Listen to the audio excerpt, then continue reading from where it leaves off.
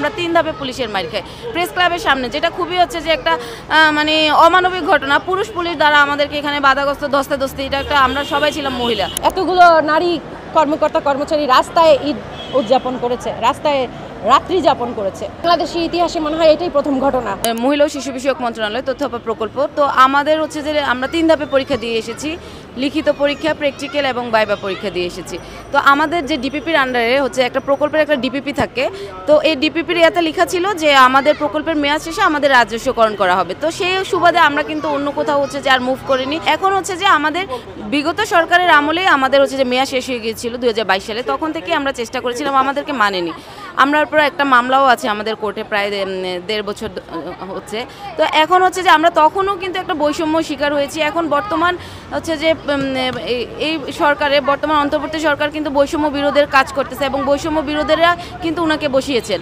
তো এখন আমরা সেই সুবাদে আমরা কিন্তু হচ্ছে যে 18 আগস্ট একটা হচ্ছে যে 800-900 মানুষ মিলে আমরা যমুনার অভিমুখে, যমুনার সামনেই আমরা অবস্থান দিয়েছিলাম। তখন হচ্ছে যে আমাদেরকে বুঝিয়ে শুনে এবং বলেছে আমাদের 6 মাস আগে, আমাদের প্রকল্পের মেয়াদ শেষ হলে আমাদের 6 মাস আগেই যেন একটা সচিব স্যারকে বলেছিলেন, তৎকালীন সচিব স্যারকে, যে একটা লিখিত দেয় রাজস্বের জন্য।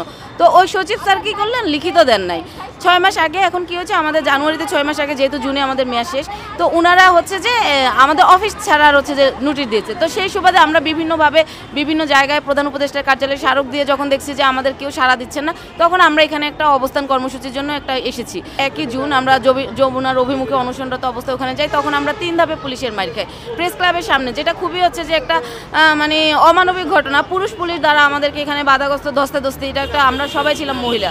তো এখানে একবার হয়, তারপরে কাকরাইল মোড়ে 2 দফা আমরা হচ্ছে যে মহিলা পুলিশ দ্বারা আমরা হচ্ছে যে মার খাই। আমাদেরকে হ্যাসরা টান দিয়ে নিয়ে না গিয়ে আমাদের সাথে বসে তারপরে বুঝতে পারতো যে আমরা কি যৌক্তিক না অযৌক্তিক। বেশি মানুষ নিয়ে আন্দোলন করে, জনগণের ভোগান্তি করে, আমরা এই জন্য করিনি। আমরা শান্তিপূর্ণভাবে আমরা শিফট ওয়াইজ মানুষদেরকে আসতে বলি, প্রতিনিধিরা আমরা এখানে লাগাতার আছি। তো এখন যদি ওনারা এটা না মানে, তাহলে তো কঠোর কর্মসূচিতে যেতে হবে। আমাদের অবস্থান কর্মসূচির আমরা প্রথম 4 দিন হচ্ছে অনশন কর্মসূচি পালন করেছি। আমাদের উপর পুলিশ লাঠিচার্জ করে এবং আমাদের অনেক সহকর্মী আহত হয়, হাত ভেঙে যায়, পায়ে আঘাত পায়।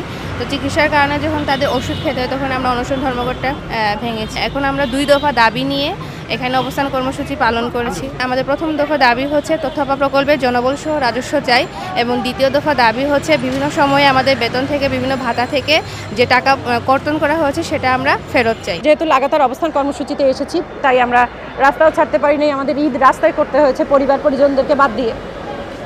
এবং বাংলাদেশের ইতিহাসে মনে হয় এটাই প্রথম ঘটনা যে এতগুলো নারী কর্মকর্তা কর্মচারী রাস্তায় ঈদ উদযাপন করেছে, রাস্তায় রাত্রি যাপন করেছে। আর এখন পর্যন্ত আমরা যেটা ধারণা করছি, রবিবার দিন অফিস খুলবে, তারপরে হয়তো বা আমাদের সাথে যোগাযোগ করবে। আপনাদের মাধ্যমে আমরা আমাদের প্রধান উপদেষ্টা মহোদয়ের দৃষ্টি আকর্ষণ করতে চাই। আমরা তাকে জানাতে চাই যে আমাদের প্রতিনিধি টিমের সাথে বসুক, আমরা কী কাগজপত্র নিয়ে তাদের সাথে কথা বলতে চাই, আমাদের দাবিগুলো যৌক্তিক কি অযৌক্তিক সেগুলো তারা বিচার করুক, বিবেচনা করুক, তারপরে আমাদের সমস্যার সমাধান করে আমাদেরকে বাড়ি পাঠাক।